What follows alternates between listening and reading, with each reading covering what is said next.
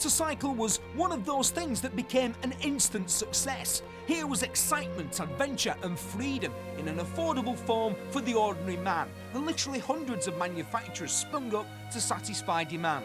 Some have slipped into obscurity while others became legends, but most are now long gone, confined to museums and history books. But there was a survivor from that forgotten era. Incredibly, it's still the same company, and even more incredibly, it's still the same basic engine. That company is BMW, and that engine is their legendary shaft-drive Boxer twin.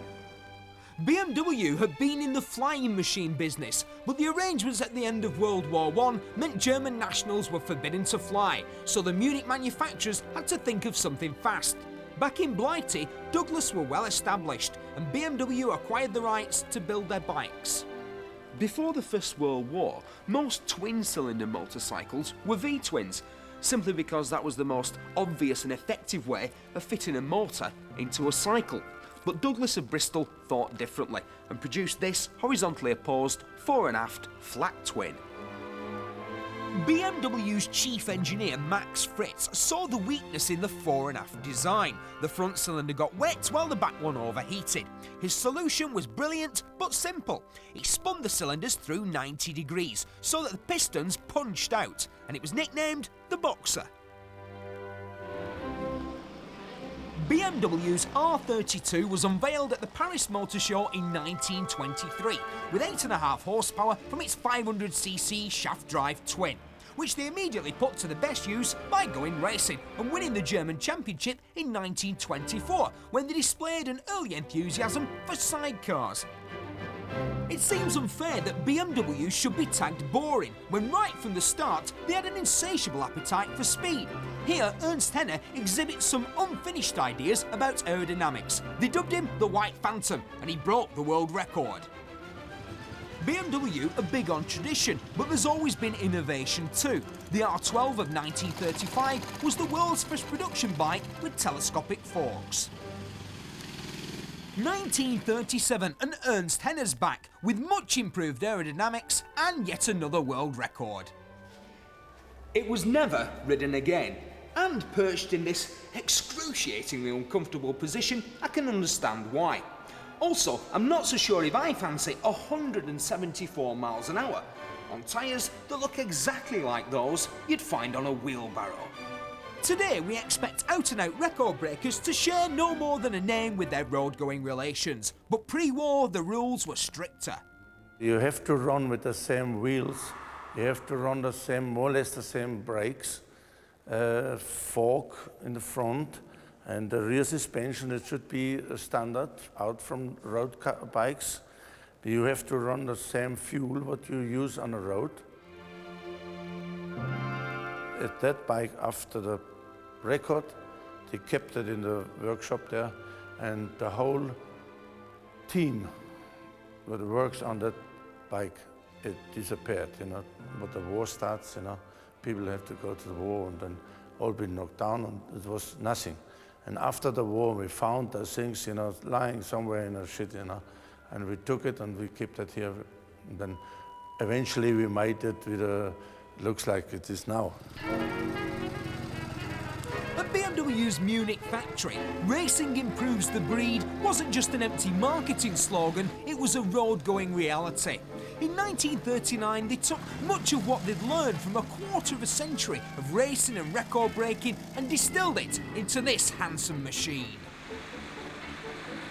The R71 was the first truly modern motorcycle, built for the first truly modern roads, the autobahns. At the last tourist trophy races held on the Isle of Man before the outbreak of war, BMW's legendary works rider, Georges Meyer, became the first non-British rider ever to win the senior race on a non-British machine. Meyer's win with the blown Boxer would form an unlikely inspiration for a bike-mad 7-year-old evacuee. The impression it made on me as a youngster of this bike flying through the air with George Meyer in the seat going down Bray Hill in the Isle of Man was rather a lasting one. in 1980, I heard about the machine becoming available. It was tucked away in America somewhere. I promptly went home, did a research, found out where it was, agreed to fly to Boston, and that was it. I bought it. Overall, it presented itself as one of the finest race machine in the world at that time. But even in its finest hour, the blown Boxer was living on borrowed time. No match for the multi-cylinder Gilera in a straight line. The BMW won races because George Meyer was a genius. And right throughout 39, they kept on winning, both on and off the road, until it was time for Boxer riders to put away leathers and pull on uniforms, where the qualities that had made the Boxer such a success in Civvy Street, its strength, its speed and its durability, would make it a formidable instrument of war. I first saw a picture of one of these when I was 9. That did it for me. I went, that's the bike I've got to have. As the years went by and I first met this particular machine on the Dirty Dozen in 1966, and I pursued it and managed to buy it after Bridge Too Far in 1978. It's an ex-21st Panzer Division. This is a piece of history here. They have 4 forward gears, 1 reverse gear and a high and low ratio gearbox for cross country. You've got hydraulic brakes on the rear and the sidecar, telescopic forks, a huge air cleaner underneath the tank here so that you could actually wade in such sort of depth of water. Phenomenal traction once you've got the differential locked, and away they went. The Americans were extremely impressed by the first ones that they captured in the desert, and they sent the specification to Harley-Davidson, who built the XA, which is based on the R71 BMW, which is exactly the same spec, flat twin shaft drive, and in fact many of the parts in that bike are interchangeable with the R71. They built 1,000 of them, and then the Jeep came out, and the whole motorcycle program in America kind of got backpedaled because the Jeep came in. Falling in love again, never once. In just about every war film you'll ever see, an outfit identical to this one will make a brief appearance and get blown sky high. 2 reasons. 1, it looks spectacular, and 2, there's an endless supply of these Russian copies. They're as rough as bathtub vodka, and the options list is as short as a Siberian summer. But it has got reverse. Back in the 30s, the Russians had built Boxer engine bikes with the full cooperation of BMW. But in the 1940s, the Germans and the Russians had a fairly major falling out. Didn't bother the Russians though, they just kept churning them out, all based on that same early 40s R75. And they still do. Would you believe this combination is brand spanking new? And so is this one. No, really, it is. If the BMW engineers who built the R71 back in 1938 could see this contemporary Chinese copy, the Changjiang, then they'd spin in the graves faster than the shaft drive on George Meyer's race bike. Built for military, police and post office work, it's got a 750cc side valve engine and 24 horsepower. A ball of fire it is not. So if you're sending a postcard to your cousin in Canton, try a message in a bottle. It'll get there quicker. After the unfortunate episode between 39 and 45, BMW were once again left in ruins. The BMW's at the starting gates, Zeller and the Meyer brothers, and they're off. And it was another 5 years before the Boxers were allowed back on the track. The BMW team accelerates for the final sprint. 120, 130, 140. Post-war, supercharging was banned, but the old man Meyer just kept on winning races and was keen to pass on his immense knowledge to a new generation of racers and mechanics. Am of Rhodesia, Honor Norton, had no hope against Meyer and Walter Zeller. Also vor 50 Jahren, das war 1943, habe ich eigentlich das Lernen angefangen. Ganz kurz bei BMW in einem ausgelagerten Betrieb. Brauche ich nicht sagen, warum. Und dann hat man halt die Sachen selber entwickelt. Dann ist die Rennabteilung entstanden bei BMW. George Meyer war das absolute Ass. Meyer set a new record lap of 127.9 kilometers per hour. An seiner Maschine sehr viel, hat mir sehr viel erzählt von der Fahrerei, von der Touristrophe und wie die Maschinen behandelt hat, wie gefahren ist und so weiter. Leider lebt heute nicht mehr. In the early 50s, Britain's bikers were offered a handsome new machine. With Earl's forks and a flat twin engine, it looked an awful lot like a BMW. But it wasn't. Ironic, isn't it, that Douglas, who allegedly inspired the design of the world's most enduring motorcycle, should end up copying it quite so blatantly.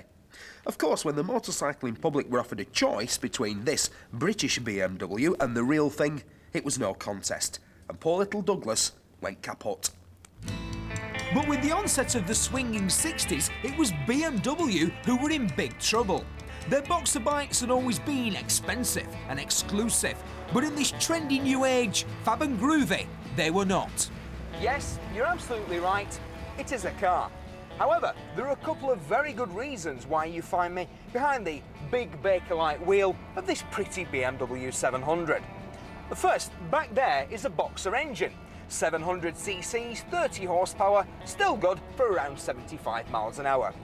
Second, if there hadn't been a 700, there probably wouldn't have been any more BMW bikes after 1959. But the 700 saved it. It was stylish, practical and affordable.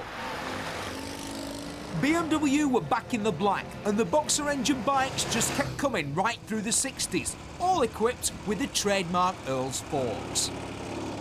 BMW have always built sports touring motorcycles. Some are distinctly sporty, while others, like this rather sedate R50, are more obviously tourists. This one's clocked 206,000 miles and it's still going strong. But if you're into speed rather than scenery, you want an R69S. Here was 600 cc's of elegant aggression, the fastest road bike built in Germany, and an acquired taste of things to come. The R90S was easily the biggest boxer yet. It could crack 125 miles an hour, and if you wanted one back in '73, it helped to be well connected. I was looking through the paperwork that come with it, and at one point it belonged to somebody in Chelsea, London. Well, you don't live in Chelsea unless you're reasonably wealthy. So I did a V5 vehicle search, and it come back. Patrick Litchfield contacted him in London, and he kindly gave me a load of photographs of it because it was the original press bike that he did the publicity shooting of for BMW UK at the time. I liked the look of it and decided that it might be nice to ride. And at the time, it's hard to believe now, but it seemed to be the sort of cutting edge, state-of-the-art sort of bike. Still beautiful. It just shows you how designs change. Mind you, still BMW, it's got the trademark BMW look to the, well, the whole engine is obviously BMW. But I just looked out of the window and I saw it, and it brought back a flash of nostalgia. I had a Honda 450 before that, and in those days, well, wherever I was riding, I think speed limits were not quite so enforced as they perhaps are now. And as you approached about 100, you definitely got all sorts of wobbles on the Honda, and this was the first one that you didn't. So it was a bit of an interesting, you certainly got, I could go a little faster on it, more safely. But of course, compared to today's bikes, it with the greatest respect in the world, it goes like a camel. In westerns, the good guys traditionally wore white hats, but in real life, they normally rode the black bikes of Bavaria. So it's somewhat unexpected to find a boring old boxer in something as badass as this.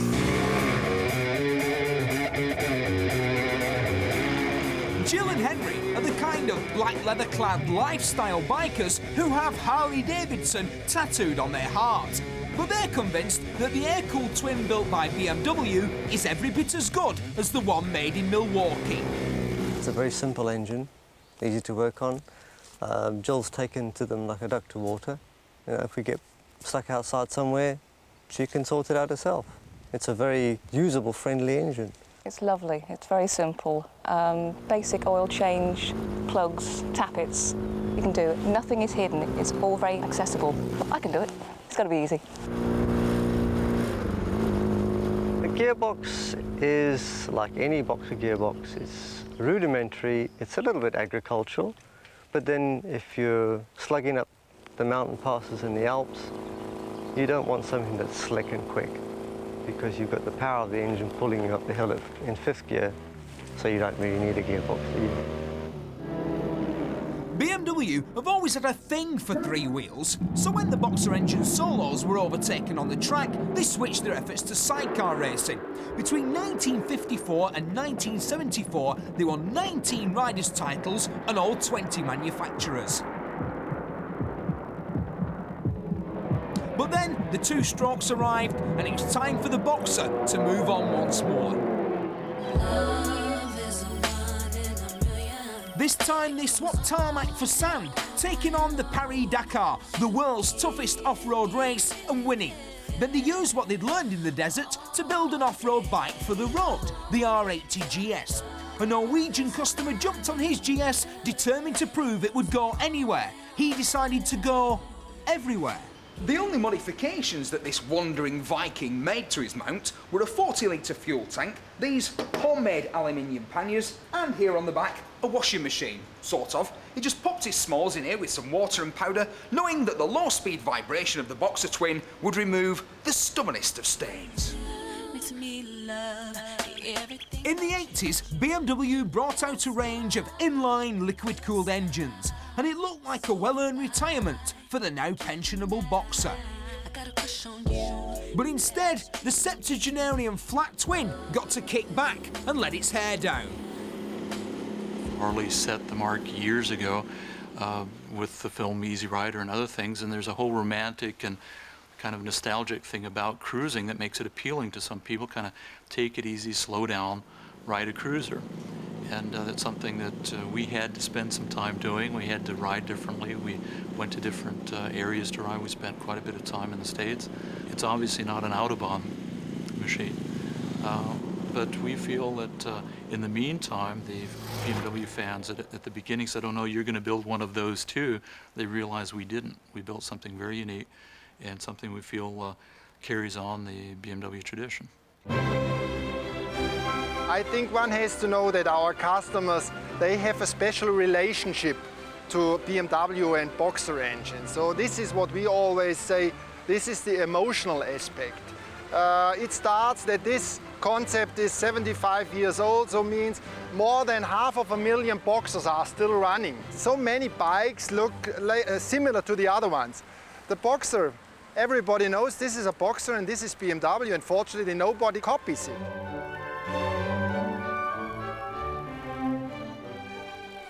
BMW invented the sports touring motorcycle with the shaft drive flat twin. But today that traditional market is under siege by Japanese, European, even American manufacturers. And so BMW could be excused perhaps for abandoning the old Boxer and starting afresh. Instead, they've adapted and enlarged it and fitted it in a series of exciting new bikes. Roadsters, cruisers, luxury tourers, a sports bike with the most powerful Boxer engine ever. They've tried to kill it off a couple of times, but it just won't lie down and die. It's been in production for most of the 20th century, and I reckon it'll see out the 21st. The future has never looked brighter for BMW's Boxer.